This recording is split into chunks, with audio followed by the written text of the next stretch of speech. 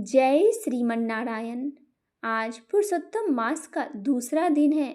आज हम सुनेंगे पुरुषोत्तम मास या अधिक मास की दूसरे अध्याय की कथा। उससे पहले सुनते हैं पुरुषोत्तम मास की भगवान विष्णु और निर्धन ब्राह्मण की कथा। बहुत समय पहले की बात है। देवर्षि नारद एक दिन बैकुंठ धाम पहुँचे। वहाँ उन्होंने देखा कि भगवान विष्णु शेष नाग पर विराजमान है और माता लक्ष्मी उनके चरण दबा रही है। चारों ओर दिव्य प्रकाश फैला हुआ था। गंध। जय श्रीमन नारायण। आज पुरुषोत्तम मास का दूसरा दिन है। आज हम सुनेंगे पुरुषोत्तम मास के दूसरे अध्याय की कथा। उससे पहले सुनते हैं भगवान विष्णु और निर्धन ब्राह्मण की पुरुषोत्तम मास की कथा। बहुत समय पहले की बात है। देवर्षि नारद एक दिन बैकुंठ धाम पहुँचे। वहाँ उन्होंने देखा कि भगवान विष्णु शेष नाग पर विराजमान है और माता लक्ष्मी उनके चरण दबा रही है। चारों ओर दिव्य प्रकाश फैल रही है। गंधर्व मधुर गीत गा रहे थे और वातावरण अत्यंत शांत था। नारद जी ने भगवान को प्रणाम किया और बोले, हे प्रभु, पृथ्वी पर मनुष्य अनेक दुखों से घिरे हुए हैं। कोई धन के लिए रोता है, कोई संतान के लिए, कोई रोग से परेशान है। ऐसा कौन सा व्रत और कौन सा मास है जिससे मनुष्य के सारे दुख दूर हो जाए। भगवान विष्णु मुस्कुराए और बोले, हे नारद, एक मास ऐसा है जो मेरे समान प्रिय है। वह है पुरुषोत्तम मास, जिसे लोग अधिक मास भी कहते हैं। इस मास में जो श्रद्धा से मेरा स्मरण करते हैं, कथा, दान और व्रत करते हैं, उसके जीवन के कष्ट दूर हो जाते हैं। नारद जी बोले, प्रभु, इस मास की महिमा की कोई कथा सुनाइए जिससे संसार के लोग प्रेरणा ले सके। भगवान विष्णु बोले, सुनो नारद, मैं तुम्हें एक सच्ची कथा सुनाता हूँ। एक नगर में एक निर्धन ब्राह्मण रहता था। वह बहुत विद्वान था, परंतु अत्यंत गरीब था। उसकी पत्नी भी धर्मपरायण थी। दोनों पति पत्नी प्रतिदिन भगवान का स्मरण करते, किंतु घर में इतना अभाव था कि कई कई दिन भोजन नहीं मिलता था। ब्राह्मण की पत्नी अक्सर कहती, स्वामी, हम पूजा पाठ तो करते हैं, फिर भी हमारे जीवन में इतना दुख क्यों है। ब्राह्मण शांत स्वर में कहता है, देवी, यह सब पूर्व जन्मों का फल है। भगवान की इच्छा के बिना कुछ नहीं होता। धीरे धीरे उनकी स्थिति और भी खराब होने लगी। घर के बर्तन बिक गए, कपड़े पुराने हो गए। एक दिन तो ऐसा आया कि घर में खाने के लिए एक दाना भी नहीं बचा। उस रात ब्राह्मण भूखा ही सो गया। आधी रात को उसे स्वप्न आया। उसने देखा कि एक दिव्य पुरुष पीतांबर धारण करके उसके सामने खड़े हैं। उनके हाथ में शंख, चक्र, गदा और पद्म था। उनके मुख पर तेज ऐसा था कि चारों ओर प्रकाश फैल गया। ब्राह्मण समझ गया कि स्वयं भगवान विष्णु दर्शन दे रहे हैं। वह हाथ जोड़कर बोला, प्रभु, मेरा जीवन दुखों से भर गया है, कृपया कीजिए। भगवान बोले, हे ब्राह्मण, आने वाला अधिक मास मेरा प्रिय पुरुषोत्तम मास है। तुम उस मास में श्रद्धा से स्नान, दान, कथा और मेरा नाम जप करना। तुम्हारी सभी दुख दूर हो जाएगी। इतना कहकर भगवान अंतर्ध्यान हो गए। सुबह ब्राह्मण ने अपनी पत्नी को स्वप्न की बात बताई। दोनों अत्यंत प्रसन्न हुए और कुछ दिनों बाद पुरुषोत्तम मास आरंभ हो गया। ब्राह्मण और उनकी पत्नी प्रतिदिन प्रातः नदी में स्नान करने जाते और घर आकर दीपक जलाते, तुलसी को जल चढ़ाते, भगवान विष्णु की कथा सुनते और उनके पास दान देने के लिए धन नहीं था, फिर भी वे अपने सामर्थ्य के अनुसार किसी भूखे को थोड़ा अन्न दे देते थे। एक दिन ब्राह्मण की पत्नी बोली, स्वामी, हमारे पास तो कुछ भी नहीं बचा, फिर भी आप दान कर देते हैं। ब्राह्मण मुस्कुराकर बोला, देवी, दान धन से नहीं, भावना से बड़ा होता है।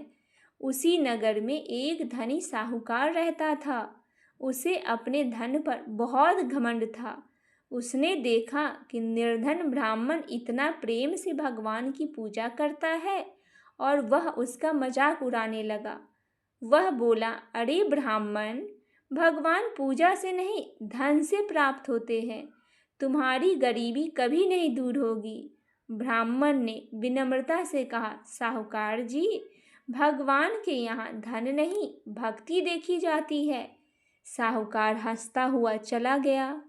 पुरुषोत्तम मास के अंतिम दिनों में नगर में एक वृद्ध साधु आए। वे घर घर भिक्षा मांग रहे थे। जब वे साहूकार के घर पहुंचे तो उसे उन्हें अपमानित करके भगा दिया। फिर साधु ब्राह्मण के घर पहुंचे। उस समय घर में केवल थोड़ा सा आटा बचा हुआ था। ब्राह्मण की पत्नी साधु को वह रोटी बनाकर प्रेम से खिला दी। साधु अत्यंत प्रसन्न हुए। उन्होंने कहा, तुम दोनों की भक्ति से मैं बहुत प्रसन्न हूँ। मांगो, क्या वरदान चाहिए? ब्राह्मण बोला, हमें केवल भगवान के चरणों में भक्ति चाहिए। साधु मुस्कुराए और अचानक उनका रूप बदलने लगा। उनके शरीर से दिव्य प्रकाश निकलने लगा। देखते ही देखते वहां स्वयं भगवान विष्णु प्रकट हो गए। ब्राह्मण और उनकी पत्नी आश्चर्य से भर गए। दोनों भगवान के चरणों में गिर पड़े।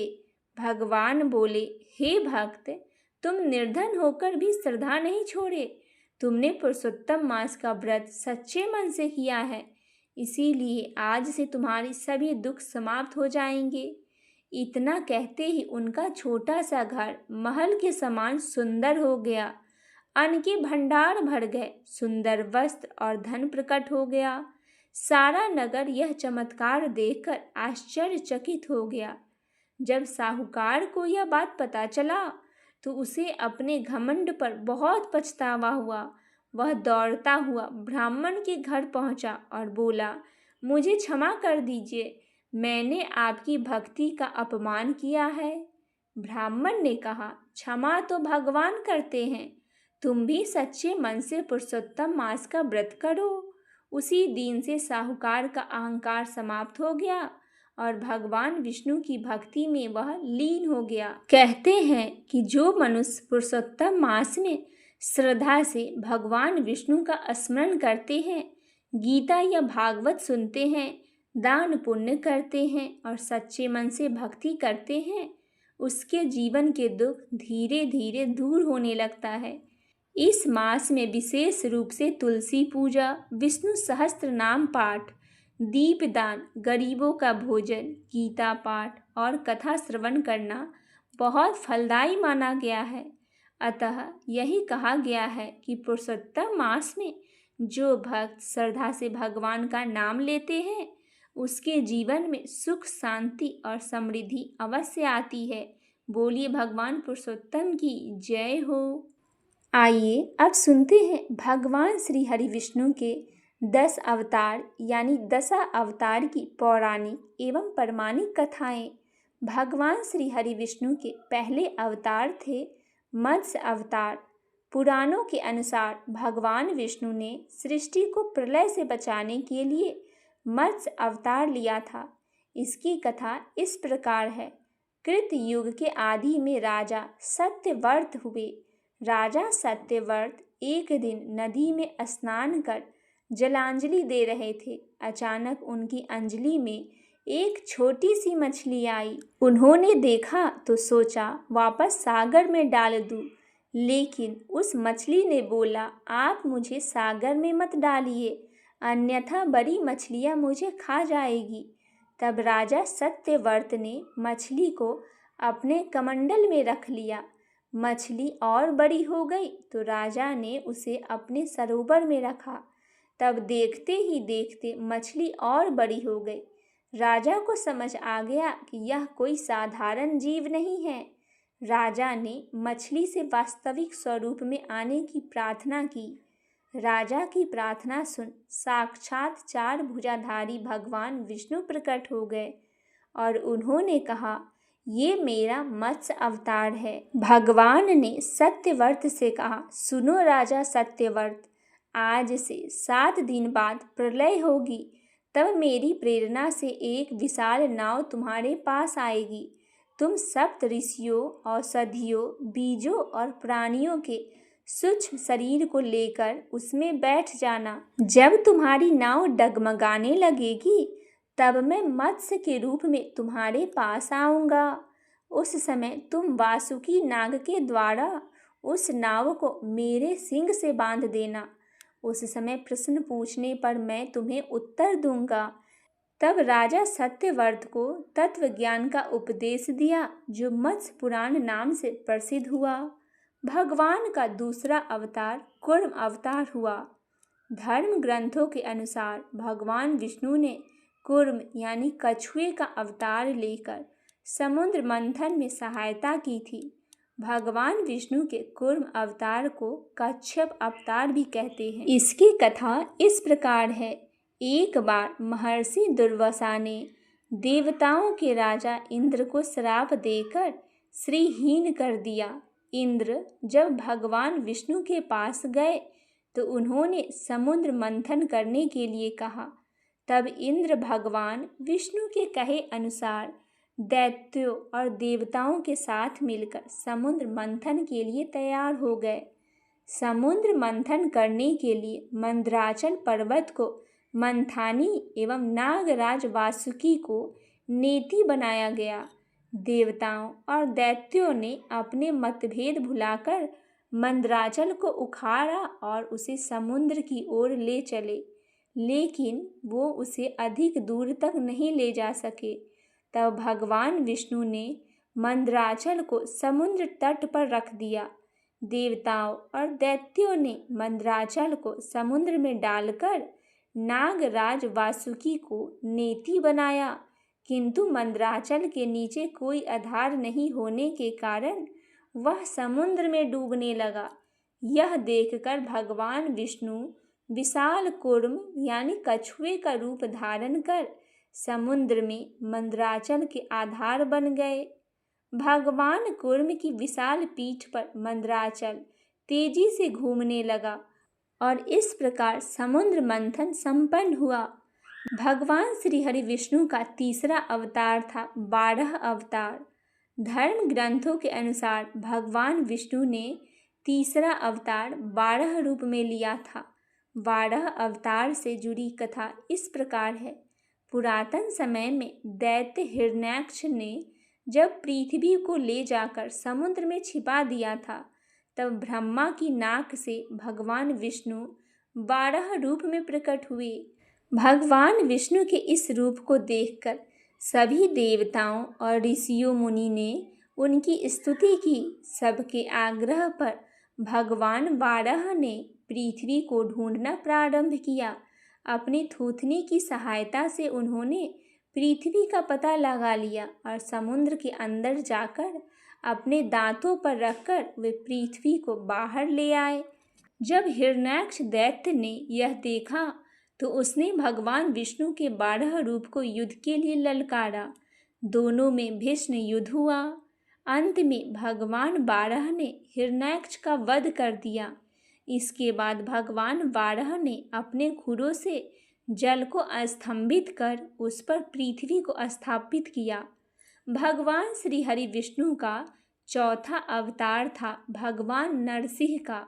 भगवान विष्णु ने नरसिंह अवतार लेकर दैत्यों के राजा हिरण्यकश्यप का वध किया था। इस अवतार की कथा इस प्रकार है। धर्म ग्रंथों के अनुसार दैत्यों के राजा हिरण्यकश्यप स्वयं को भगवान से भी अधिक बलवान मानता था। उसे मनुष्य, देवता, पक्षी, पशु न दिन में, न रात में, न धरती पर, न आकाश में, न अस्त्र से, न शस्त्र से, न मरने का वरदान प्राप्त हुआ था। उसके राज्य में जो भी भगवान विष्णु का पूजा करता था उसको दंड दिया जाता था। उसका पुत्र प्रहलाद भी बचपन से ही भगवान विष्णु का परम भक्त था। यह बात जब हिरण्यकश्यप को पता चला तो वह बहुत क्रोधित हुआ। प्रहलाद को समझाने का प्रयास किया, लेकिन फिर भी जब प्रहलाद नहीं माना तो हिरण्यकश्यप ने उसे मृत्यु दंड दे दिया। हर बार भगवान विष्णु के चमत्कार से वह बच गया। हिरण्यकश्यप की बहन होलिका, जिसे अग्नि से न जलने का वरदान प्राप्त हुआ था, वह प्रहलाद को लेकर धधकती हुई अग्नि में बैठ गई। तब भी भगवान विष्णु की कृपा से प्रहलाद बच गया और होलिका जल गई। जब हिरण्यकश्यप स्वयं को प्रहलाद को मारने ही वाला था, तब भगवान विष्णु नरसिंह का अवतार लेकर खंभे से प्रकट हुए और उन्होंने अपने नाखूनों से हिरण्यकश्यप का वध कर दिया। भगवान श्री हरि विष्णु का 5वां अवतार था वामन अवतार। सतयुग में प्रहलाद के पौत्र दैत्यराज बलि ने स्वर्ग लोक पर अधिकार कर लिया था। सभी देवता इस विपत्ति से बचने के लिए भगवान विष्णु के पास गए। तब भगवान विष्णु ने कहा, मैं स्वयं देव माता आदिति के गर्भ से उत्पन्न होकर तुम्हें स्वर्ग का राज दिलाऊंगा। कुछ समय पश्चात भगवान विष्णु ने वामन अवतार लिया। तब एक बार जब बलि महान यज्ञ कर रहा था, तब भगवान वामन बलि की यज्ञशाला में गए। राजा बलि से 3 पग धरती दान में मांगी। राजा बलि के गुरु शुक्राचार्य भगवान की लीला समझ गए और उन्होंने बलि को दान देने से मना कर दिया। लेकिन बलि ने फिर भी भगवान वामन को 3 पग धरती दान देने का संकल्प ले लिया। भगवान वामन ने विशाल रूप धारण कर एक पग में धरती और दूसरे पग में स्वर्ग लोक नाप लिया। तीसरा पग रखने के लिए कोई स्थान नहीं बचा, तो बलि ने भगवान वामन को अपने सिर पर पग रखने को कहा। बलि के सिर पर पग रखने से वह सूतल लोक पहुंच गया। बलि की दान वीरता को देखकर भगवान उसे सूतल लोक का स्वामी भी बना दिए। इस तरह भगवान वामन ने देवताओं की सहायता कर उन्हें पुनः स्वर्ग लौटा दिया। भगवान श्री हरि विष्णु का 6ठा अवतार था श्री राम अवतार। त्रेता युग में राक्षस राज रावण का बहुत आतंक था। उससे देवता भी डरते थे। उसके वध के लिए भगवान विष्णु ने राजा दशरथ के यहाँ माता कौशल्या के गर्भ से पुत्र रूप में जन्म लिए। इस अवतार में भगवान विष्णु ने अनेक राक्षसों का वध किया और मर्यादा का पालन करते हुए जीवन यापन किया। पिता के कहने पर वनवास गए। वनवास भोगते समय राक्षस राज रावण उनकी पत्नी सीता का हरण कर ले गया। सीता की खोज में भगवान लंका पहुँचे। भगवान श्री राम और रावण के बीच घोर युद्ध हुआ, जिसमें रावण मारा गया। इस प्रकार भगवान विष्णु ने राम अवतार लेकर देवताओं को भय मुक्त किया। भगवान श्री हरि विष्णु का 7वां अवतार था श्री कृष्ण अवतार। द्वापर युग में भगवान विष्णु ने श्री कृष्ण अवतार लेकर अधर्मियों का नाश किया। भगवान श्री कृष्ण का जन्म कारागार में हुआ था। इनके पिता का नाम वासुदेव और माता का नाम देवकी था।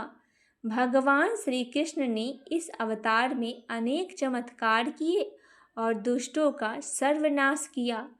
कंस का वध भी भगवान श्री कृष्ण ने ही किया था। महाभारत के युद्ध में अर्जुन ने सारथी बने और दुनिया को गीता का ज्ञान दिया। धर्मराज युधिष्ठिर को राजा बनाकर धर्म की स्थापना की। भगवान विष्णु का ये अवतार सभी अवतारों में सबसे श्रेष्ठ माना जाता है। भगवान श्री हरि विष्णु का 8वां अवतार था परशुराम अवतार। धर्म ग्रंथों के अनुसार परशुराम भगवान विष्णु के प्रमुख अवतारों में से एक थे। भगवान परशुराम के जन्म के संबंध में 2 कथाएं प्रचलित है। हरिवंश पुराण के अनुसार उन्हीं में से एक कथा इस प्रकार है। प्राचीन समय में महिष्मती नगर में शक्तिशाली हैवंशी क्षत्रिय कार्तिव्रिय अर्जुन सहस्त्रबाहु का शासन था। वह बहुत अभिमानी था और सत्याचारी भी था। एक बार अग्निदेव ने उससे भोजन कराने का आग्रह किया। तब सहस्त्रबाहु ने घमंड में आकर कहा, आप जहाँ से चाहे भोजन प्राप्त कर सकते हैं, सभी ओर मेरा ही राज है। तब अग्निदेव ने वनों को जलाना शुरू किया। एक वन में ऋषि आपव तपस्या कर रहे थे। अग्नि ने उनके आश्रम को भी जला डाला। इससे क्रोधित होकर ऋषि ने सहस्त्रबाहु को श्राप दिया कि भगवान विष्णु परशुराम के रूप में जन्म लेंगे और न सिर्फ सहस्त्रबाहु का ही बल्कि समस्त क्षत्रिय का सर्वनाश करेंगे। इस प्रकार भगवान विष्णु ने भार्गव कुल में महर्षि जमदग्नि के 5वें पुत्र के रूप में जन्म लिए। भगवान श्री हरि विष्णु का 9वां अवतार बुद्ध अवतार। धर्म ग्रंथों के अनुसार बौद्ध धर्म के प्रवर्तक गौतम बुद्ध भी भगवान विष्णु के ही अवतार थे, परंतु पुराणों में वर्णित भगवान बुद्ध देव का जन्म गया के समीप किकट में बताया गया है।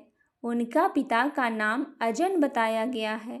यह प्रसंग पुराणों में वर्णित बुद्ध अवतार का ही है।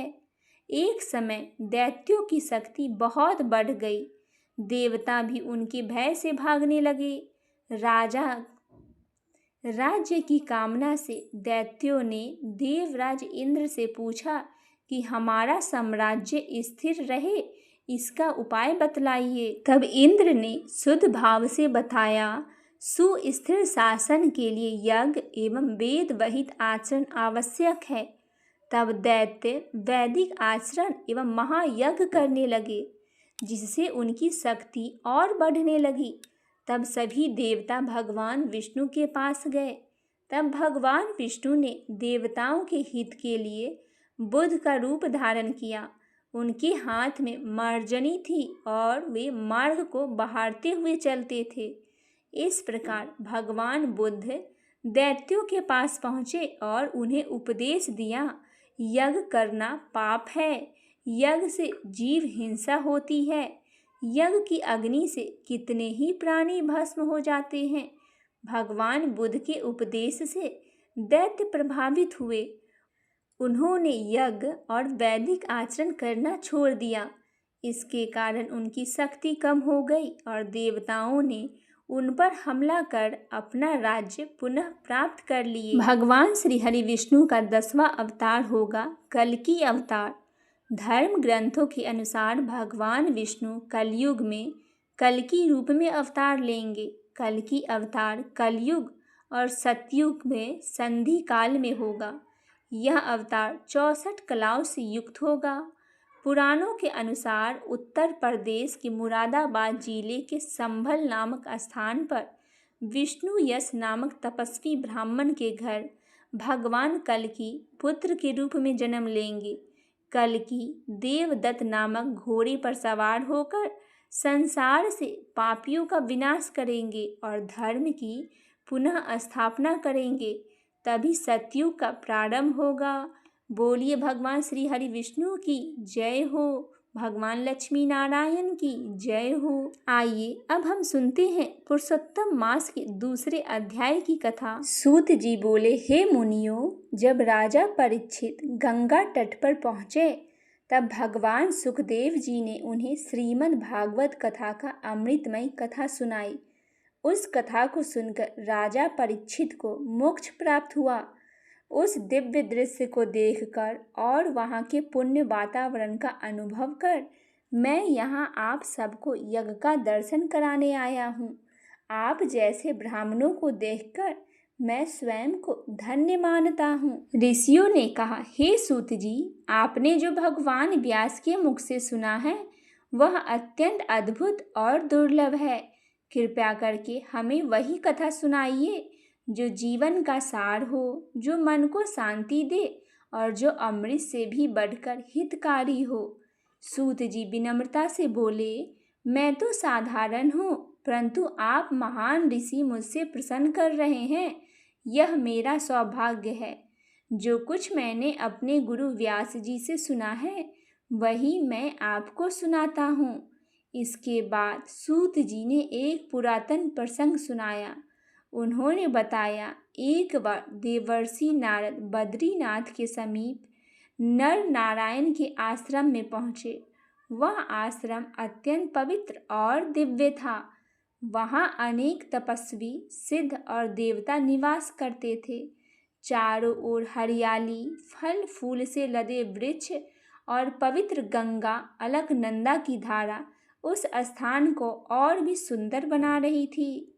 नारद मुनि ने वहां पहुंचकर भगवान नारायण को साष्टांग प्रणाम किया। भगवान नारायण गहन तप में लीन थे। उनके तेज से समस्त वातावरण प्रकाशित हो रहा था। उन्हें देखकर नारद जी ने अत्यंत श्रद्धा और प्रेम से उनकी स्तुति की। नारद जी बोले, हे देवों के देव, हे जगन्नाथ, आप कृपा सागर है। आपका तप संपूर्ण प्राणियों के कल्याण के लिए है। कलयुग में जब जीव अज्ञान और विषय में फंसे हुए हैं, ऐसे समय में उनके उद्धार के लिए कोई सरल प्रभावी उपाय बताइए जिससे उनका कल्याण हो सके और उन्हें मोक्ष की प्राप्ति हो सके।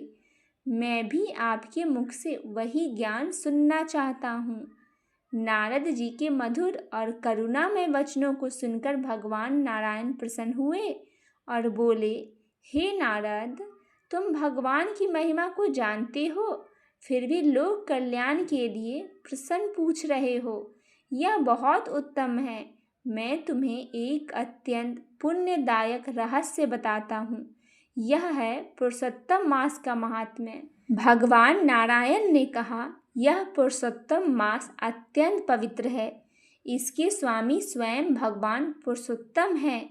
इस मास में जो भी भक्त श्रद्धा से व्रत, जप, तप, दान और पूजा करते हैं, उस पर भगवान अत्यंत प्रसन्न होते हैं और उसे सभी कष्टों से मुक्त कर देते हैं। नारद जी ने पुनः प्रश्न किया, हे प्रभु, अन्य महीनों के देवता तो मैंने सुना है, परंतु पुरुषोत्तम मास का क्या रहस्य है? इसमें क्या करना चाहिए और कौन से नियम अपनाने चाहिए और इससे क्या फल प्राप्त होता है? कृपया करके विस्तार से बताइए। नारद जी ने आगे कहा, हे प्रभु, इस संसार में अनेक लोग दुखी है। कोई दरिद्र है, कोई रोगी है, कोई संतानहीन है और कोई दुख और शोक से पीड़ित है। ऐसे सभी लोग के कष्ट दूर करने वाला उपाय हमें बताइए।